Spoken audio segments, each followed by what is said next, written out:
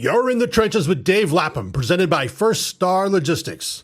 The Bengals were on the field Saturday night in Paycor Stadium and back on the practice field Sunday midday as they continue work for Thursday's preseason game against the Super Bowl champion Philadelphia Eagles. Dave Lapham was on hand, and he has the details in our latest Bengals training camp report presented by First Star Logistics. And Lap, let's go back to yesterday, Saturday in Paycor Stadium.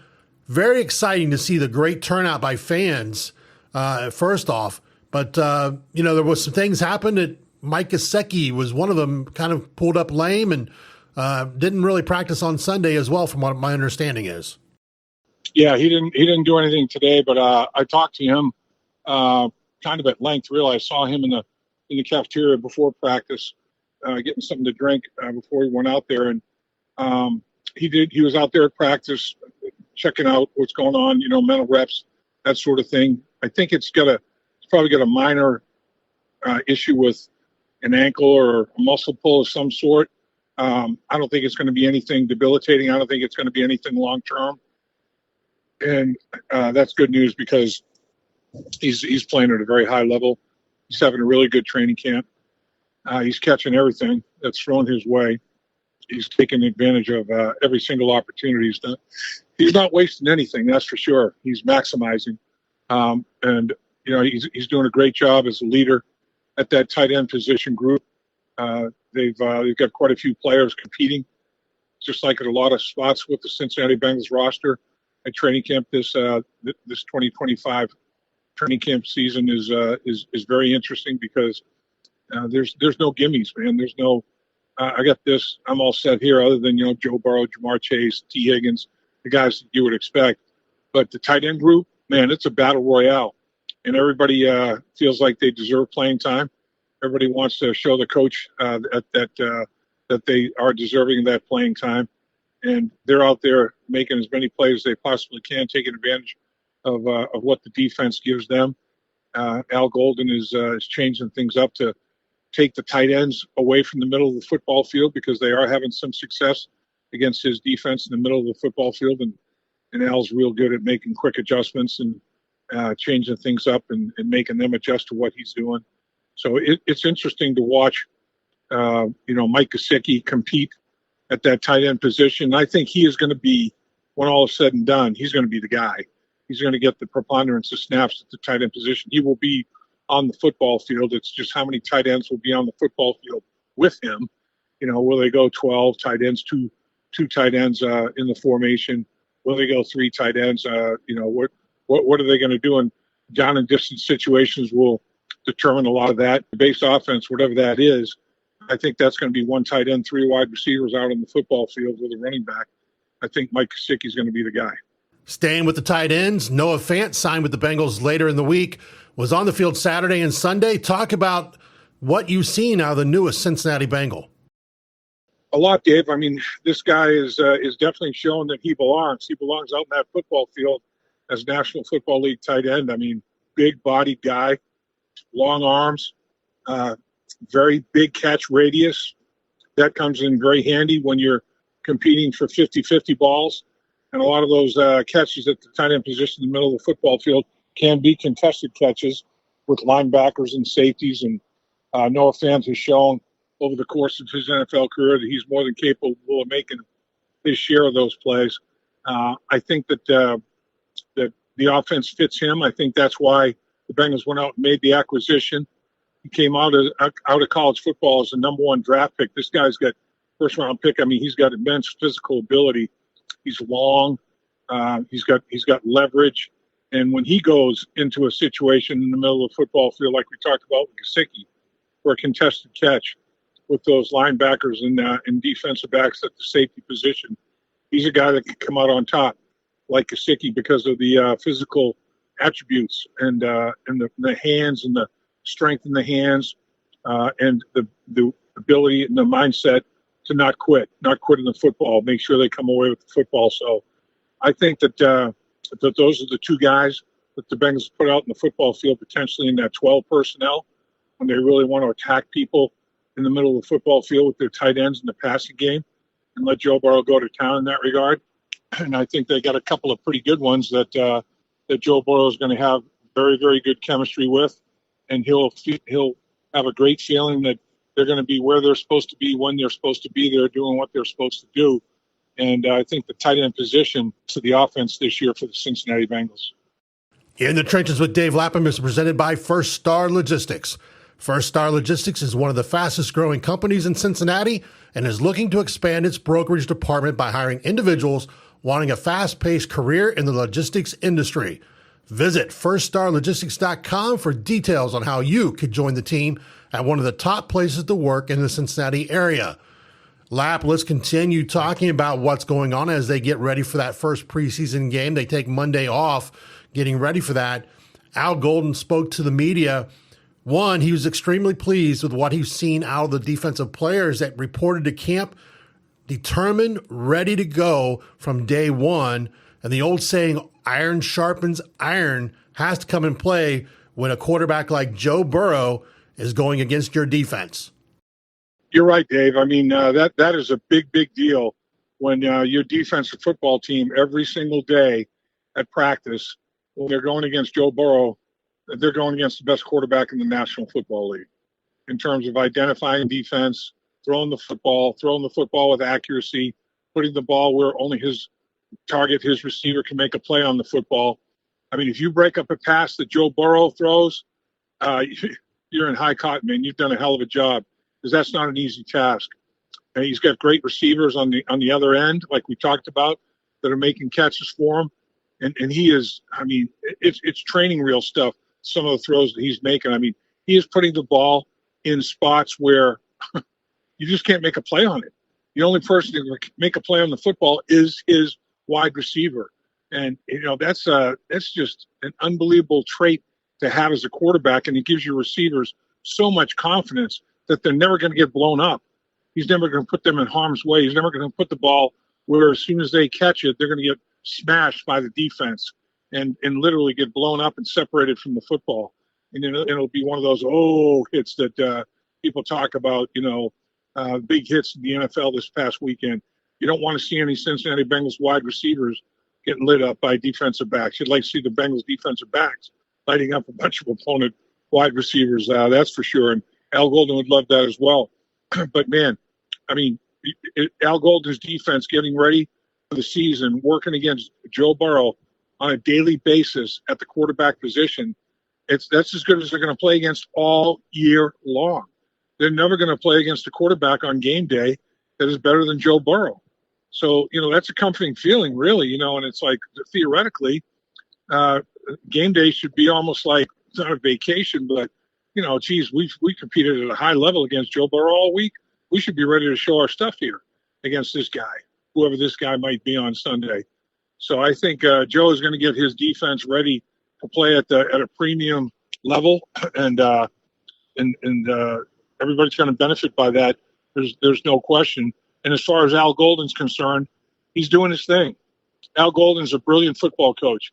He has an unbelievable football mind. He has Mensa IQ in football, and he understands every nuance of the game of football. He understands, what he's trying to get done for his players to defeat an opponent on a weekly basis and defeat them every week. I mean, that's his goal, and he knows that he's going to be going up against great offenses that have a tremendous scheme that they put in specifically to go against his defense that Sunday or Monday or Thursday or whatever the case may be. And he's going to have to make some adjustments. And I think that's where his biggest attribute is. That's where he shines. He shines at making immediate adjustments. And it doesn't take him a whole series or a whole quarter to make a move, to make an adjustment.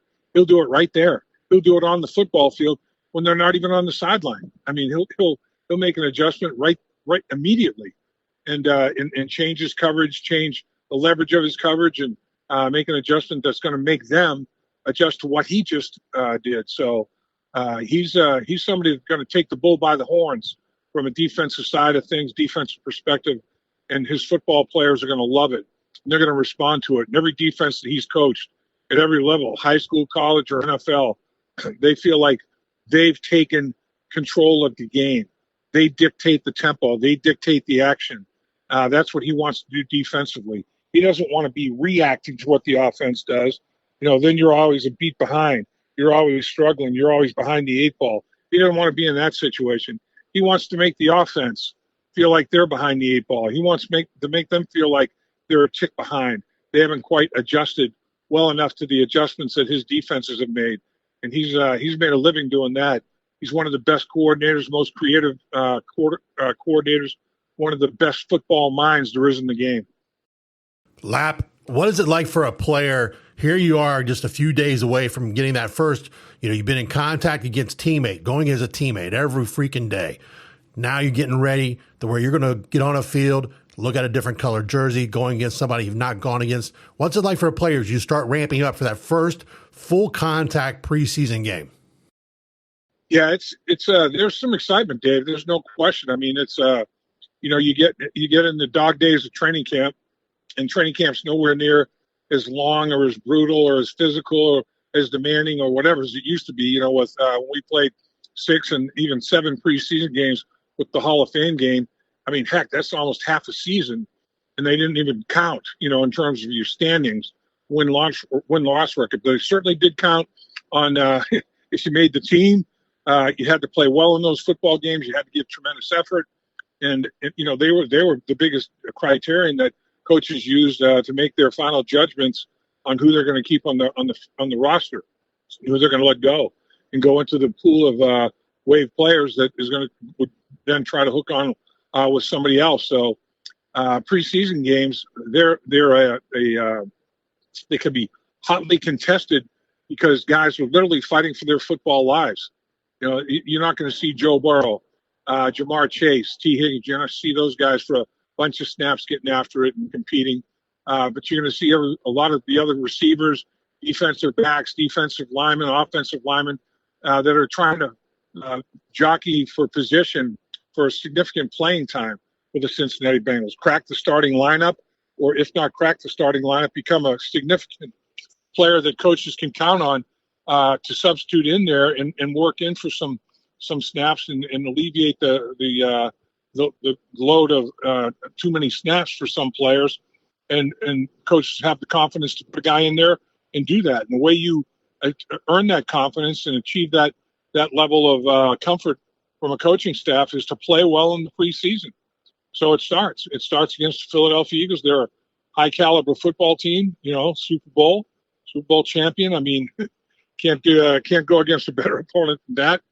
So you got to figure Super Bowl champion has a damn good roster from top to bottom. I bet their roster is as good as any 90-man roster in the National Football League at training camp right now. So the Cincinnati Bengals will get everything they're asking for, man. I mean, they're going to have competition against every position group that they want to evaluate as a coaching staff, as an organization. Who's going to make the team? Who's not going to make the team? Who they think they're going to be able to put in at key moments in a football game where the game won't be too big for them. The way you start proving those kind of things to the coaches and the organization is play well in the preseason and get it done when there was something on the line. Your job. I mean, you had to fight for your life to earn a spot to stay in the National Football League and make plays. So if you can do that in the preseason in that kind of a pressure-packed situation, chances are the coaches are going to give you an opportunity to prove that you can do it in the regular season as well. We talked about Mike Gesicki's injury from Saturday night. Marius Mims, Cam Taylor-Britt, Marco Wilson, little issues, but Mims was back on the field Sunday. Any significance of injuries that Bengals fans should be worried about? No, I don't think there's anything that's going to curtail playing time for any of the players. I mean, I'm not sure that any of them are going to get significant playing time anyway. Mims has got a thumb injury, and it's been bothering him ever since last year. I mean, it's a chronic injury. He's got some swelling in that joint. They've taped it up. He's definitely bothered by it. It's affecting his ability to get your hands inside and lock up on defensive linemen. Also to punch on the outside. It's on his right hand, and he's playing that right tackle position. So that upfield pass rush where you have to punch and slow up the upfield charge of a defensive end is going to be a challenge for him. But I think he's gonna play. I don't think he was scheduled to play a whole lot of snaps this weekend against the Philadelphia Eagles anyway. But I do think that he's going to be fine. I think he'll be participating at a full level of participation once the regular season's underway. Same thing with everybody. Cam Taylor-Britt. I don't think he'll play in the preseason in the first game, maybe even first couple of games, but he'll get some snaps in the preseason to get his legs under him and to get back into game speed. There's nothing like the only way you can get the game speed is to play in these preseason games when you're matched up against the best that the opponent puts out there on the football field that night as well. He'll be out there when it's ones against ones, get some snaps, get ready to play. I think he'll be fine. I think that's going to be the case with pretty much everybody. I don't think there are any injuries on the Cincinnati Bengals roster that I can see that are going to be a detriment to opening day. I think everybody on that roster that makes that roster on opening day, I think will be fit and capable and able to give them reps. You've been in the trenches with Dave Lapham, presented by First Star Logistics. First Star Logistics is one of the fastest growing companies in Cincinnati and is looking to expand its brokerage department by hiring individuals wanting a fast-paced career in the logistics industry. Visit firststarlogistics.com for details on how you can join the team at one of the top places to work in the Cincinnati area. Lap, any final thoughts as we shout out this weekend of Bengals football as we get closer and closer to the start of the regular NFL season for 2025? Dave, I just want to thank you for all you do. We've done this for 5 years now. We've been together trying to provide content and things that people that follow the Cincinnati Bengals, rabid Cincinnati Bengal fans would like to get information about, and we're trying to provide as much of that as we possibly can. And you do a great job of putting it all together, and nobody gets to that gets to the tape room and makes a decision on what to use and what to discard better than you do. And the final product is always something that a football fan can learn from and learn by, that's for sure. And I know Cincinnati Bengal fans appreciate it. I know I appreciate the job you do, and I've got the utmost confidence in what you put out is going to be something that everybody at First Star Logistics is going to be extremely proud of. And you've done a great job for that, for the organization, for the First Star Logistics team for a number of years, Dave. And tell you what, we certainly couldn't do it without you, my man. Appreciate those kind words. Again, you've been in the trenches with Dave Lapham, presented by First Star Logistics.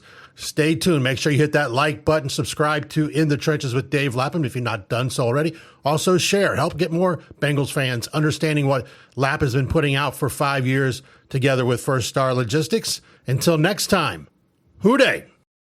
Hoo-day.